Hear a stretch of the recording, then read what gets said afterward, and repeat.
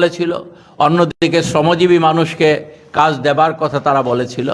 কিন্তু আজকে আমরা লক্ষ্য করছি যে আমাদের দেশে দিনে দিনে কাজের সুযোগ কমে যাচ্ছে। সরকারি স্তরে কাজ নেই, আধা সরকারি স্তরে বা রাষ্ট্রায়ত্ত ক্ষেত্রগুলোতে কাজ কমে যাচ্ছে। এরকম একটা অবস্থায় আমাদের দেশের অল্প কিছু সংখ্যক ধনী মানুষ এবং পৃথিবীর কর্পোরেট হাউসের যারা সাথে যুক্ত যারা, তাদের সাহায্য করবার জন্যে আমাদের দেশের সরকার নতুন করে শ্রমজীবী মানুষের স্বার্থে যে আইনগুলো ব্রিটিশ আমলে শ্রমজীবী মানুষ লড়াই করে আদায় করেছিলেন এবং পরবর্তী সময়ে দেশ স্বাধীন হবার পর শ্রমজীবী মানুষের লড়াইয়ের মধ্য দিয়ে আমরা যে জিনিসটা লক্ষ্য করেছিলাম সেই দাবিগুলো তুলে ধরার ব্যবস্থা হয়েছিল এবং তার পরিপ্রেক্ষিতে আমাদের দেশের সরকার আইন করতে বাধ্য হয়েছিল শ্রমজীবী মানুষকে স্বার্থ রক্ষা করার জন্যে।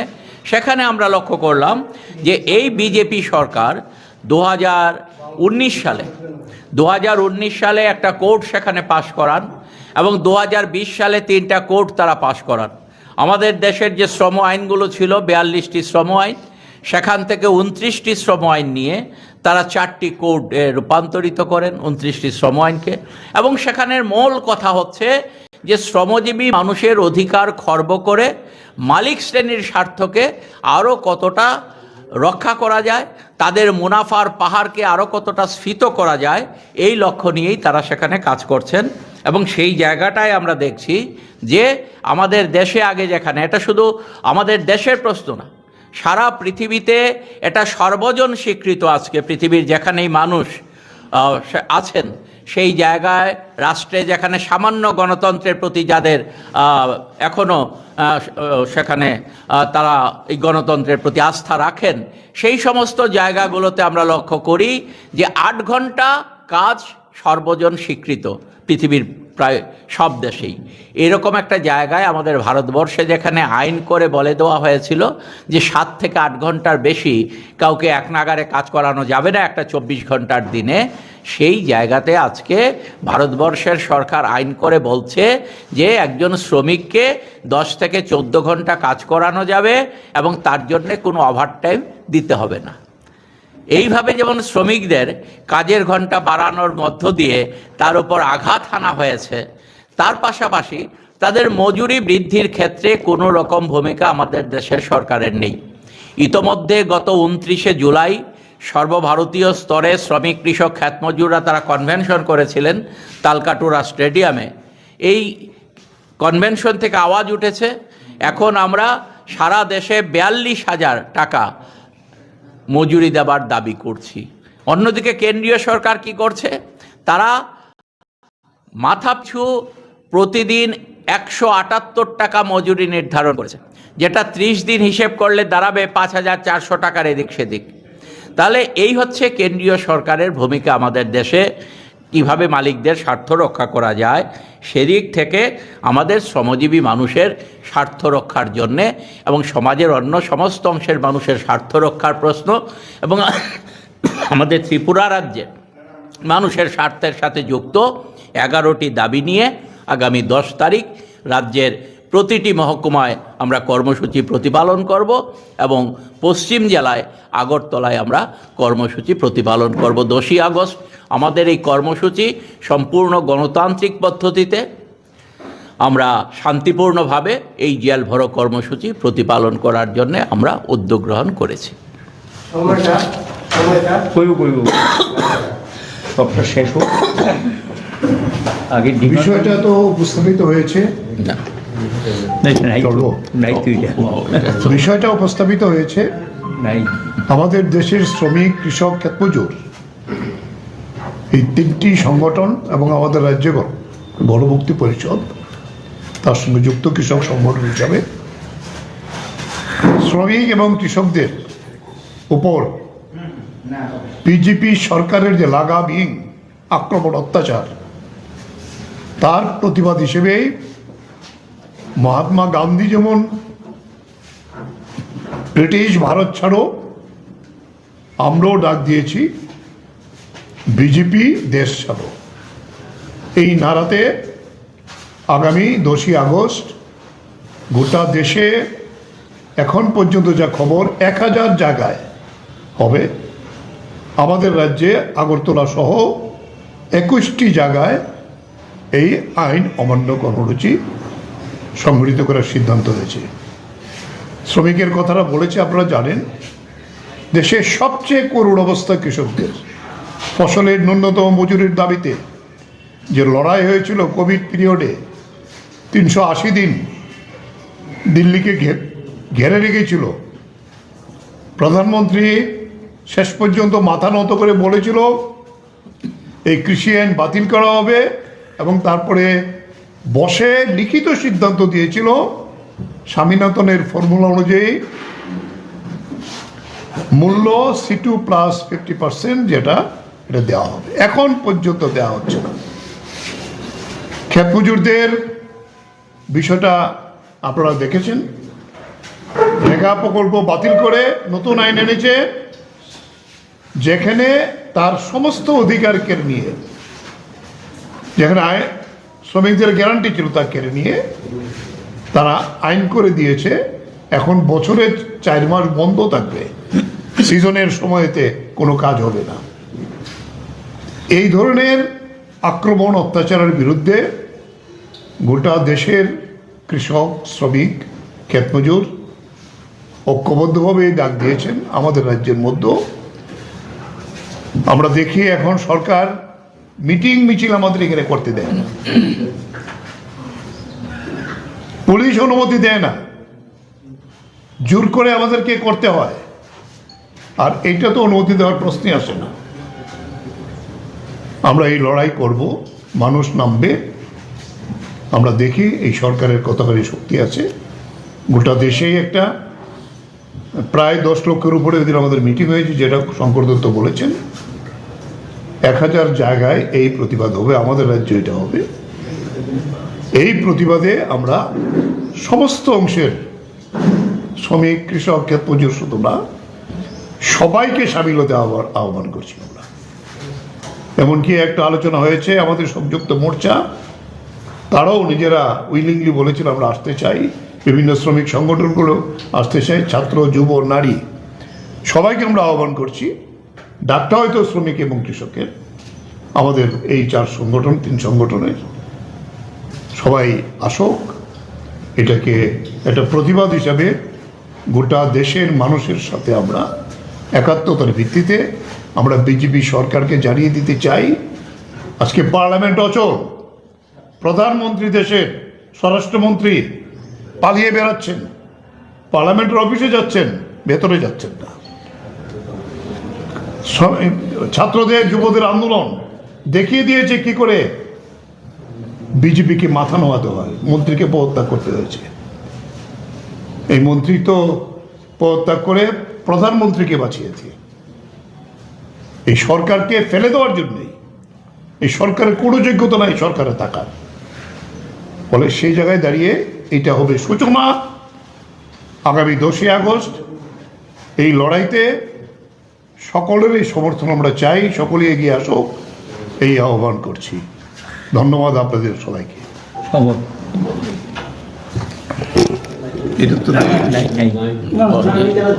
সাংবাদিক বন্ধুদের এমনি চলব আন্তরিকভাবে শুভেচ্ছা জানাচ্ছি আজকে প্রেস মিটে উপস্থিত থাকবার জন্য।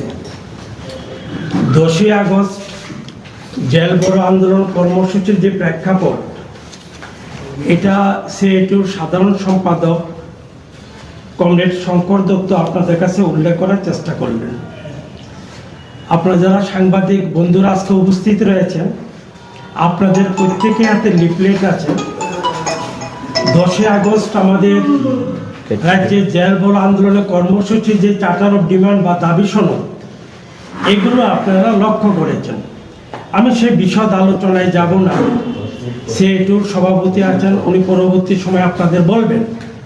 আমি শুধু তার মধ্যে একটা চার্টার অফ ডিমান্ড, এটা শুধু আপনাদের কাছে সংক্ষিপ্তভাবে তুলে ধরার চেষ্টা করি। সেটা হচ্ছে, আপনারা এই সময়ের মধ্যে লক্ষ্য করলেন যে আমাদের দেশের বিজেপির নেতৃত্বাধীন এনডিএ সরকার মনরেগাকে সেখানে বাতিল করে দিয়ে বলা যায় বিবি গ্রামজি বিল অনেকটা গায়ের জুড়ে সংসদে ওরা পাশ করালো। তো তার আমরা বিরোধিতা করছি। গোটা দেশের গরিব শ্রমজীবী অংশের মানুষ সহ সকল গণতান্ত্রিক অংশের মানুষ আমরা সঙ্গত কারণেই তার প্রতিবাদ জানাচ্ছি। কেন প্রতিবাদ জানাচ্ছি? তার পরিপ্রেক্ষিত কি? তার পরিপ্রেক্ষিত হচ্ছে যে আমরা দেখেছি 2005 সাল থেকে আমাদের দেশে বামপন্থীদের প্রত্যক্ষ সমর্থনে প্রথম ইউপিএ সরকার আমাদের দেশে মনরেগা চালু করেছেন। তার একটাই লক্ষ্য ছিল গ্রামীণ কর্মসংস্থানের সেখানের তার বৃদ্ধি ঘটানো, আর্থসামাজিক অবস্থার পরিবর্তন করা, গ্রামীণ শ্রমিকদের কর্মসংস্থানের ব্যবস্থা করা। এই লক্ষ্যকে সামনে রেখে বলা যায় গোটা দেশে মনরেগা চালু হলো। কিন্তু আমরা যেটা লক্ষ্য করলাম 2014 সালে বিজেপির নেতৃত্বাধীন এনডিএ সরকার প্রতিষ্ঠিত হওয়ার পর থেকে বিভিন্ন কায়দা করে মনরেগাকে কি করে তুলে দেওয়া যায় তার জন্য বহু তারা পরিকল্পনা সেখানে তৈরি করেছেন। কিন্তু সেই দিক থেকে আইনগত দিক থেকে যেহেতু এটাকে কার্যকরী করা সম্ভব নয়, এটা একাধিকভাবে তারা পিছিয়ে আসতে সম্মত হয়েছে বা পিছিয়ে আসতে বাধ্য হল। কিন্তু এবার দেখা যায় যেটা বলছিলাম অনেকটাই জোর করে তারা বিবি গ্রামজি বিল সেখানে পাশ করালো, কার্যকরী করার চেষ্টা করলো। তো আমরা যেটা দেখেছি যে এই বিবি গ্রামজি যে বিল তাতে তারা বলার চেষ্টা করলেন যে এতদিন 100 দিনের কথা ছিল বছরে শ্রম দিবস সৃষ্টি করা হবে, এখন আমরা 125 দিন করব। কিন্তু বাস্তব অভিজ্ঞতাটা কি?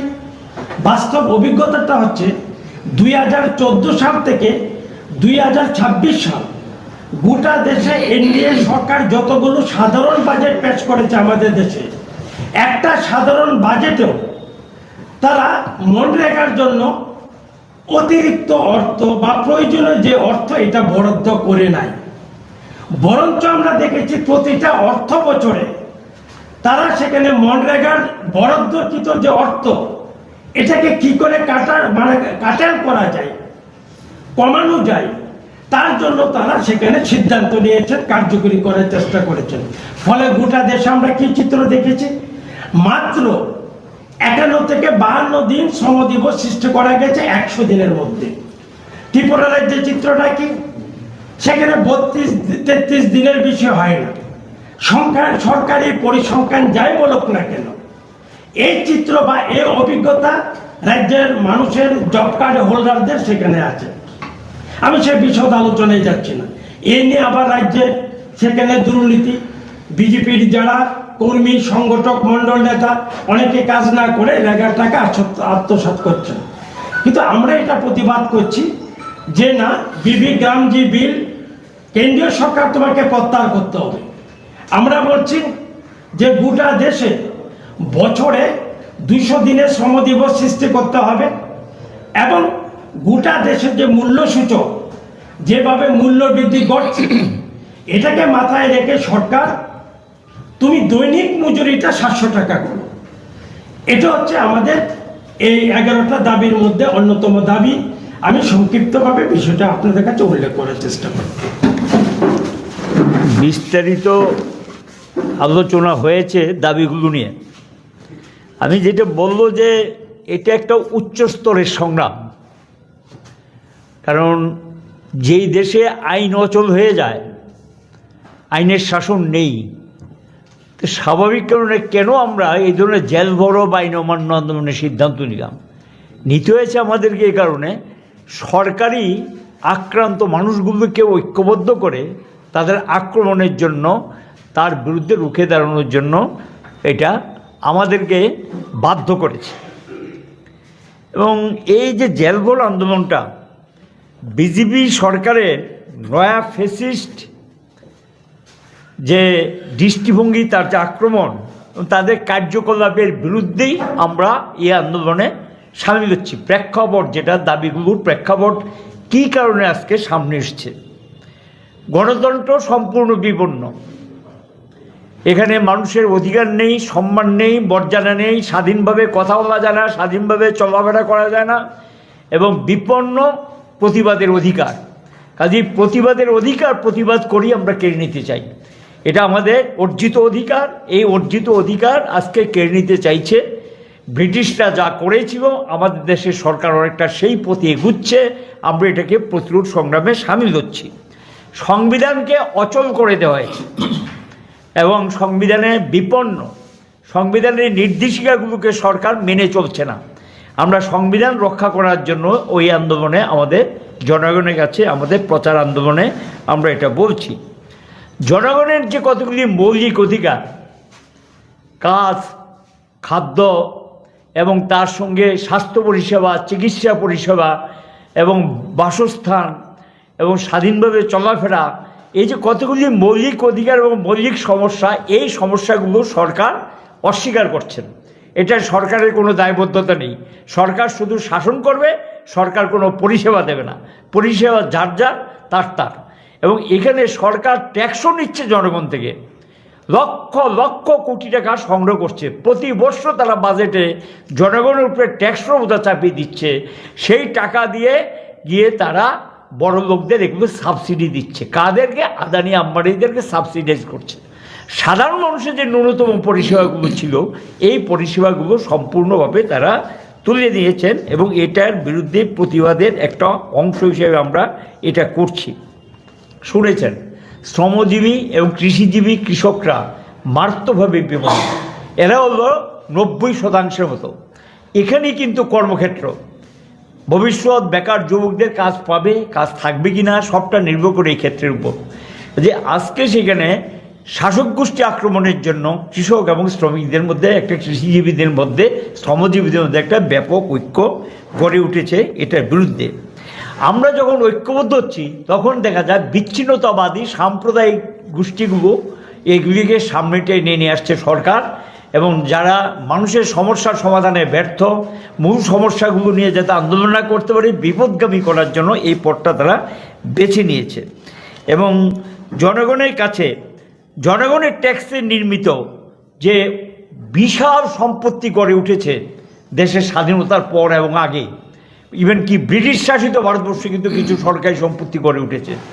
এই সম্পত্তিগুলো এখন সম্পূর্ণ জলের দরে তাদের বিজেপি দলের প্রশ্নপুষ্ট খুব কাছের লোক, এবং যারা নির্বাচনের সময় তাদের তহবিল যোগায় বন্ডের নামে বিভিন্নভাবে, এবং সেখানে এখন তো ট্রাস্টির নামে যোগাচ্ছেন, এদেরকে পাইয়ে দেওয়ার জন্য সেগুলো জলের দরে বিক্রি করে দেওয়া হচ্ছে। এটাও একটা প্রতিবাদের অন্যতম দিক।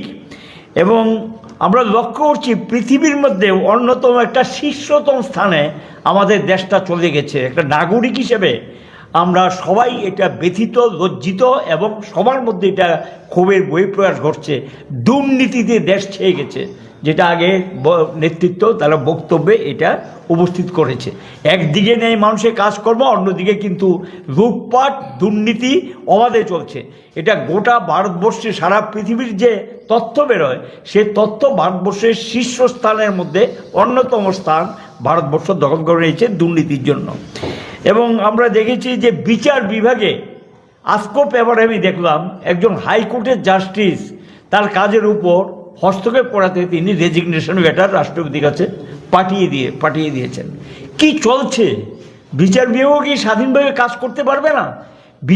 বিচার বিভাগের উপর সেখানে নানা কায়দায়, নানা কৌশলে সেখানে হস্তক্ষেপ করা হচ্ছে। এবং নির্বাচনী ব্যবস্থাটাকে, এটা একটা গণতান্ত্রিক অধিকার, কে থাকবে, কে যাবে, কে আসবে, এটা মানুষের অধিকার এবং তার জীবন অভিজ্ঞতা ভিত্তিতে ভোটাধিকার কেড়ে নিচ্ছেন, নাগরিক অধিকার কেড়ে নিচ্ছেন, ভোটিং রাইট কেড়ে নিচ্ছেন, নির্বাচন তালিকা থেকে নাম বাদ দিয়ে দিচ্ছেন। এখন সেখানে নির্বাচন কমিশনকে সম্পূর্ণভাবে বকলমা করে তারা নিজেদের মতো ব্যবহার করছেন এবং কাজে লাগাচ্ছেন।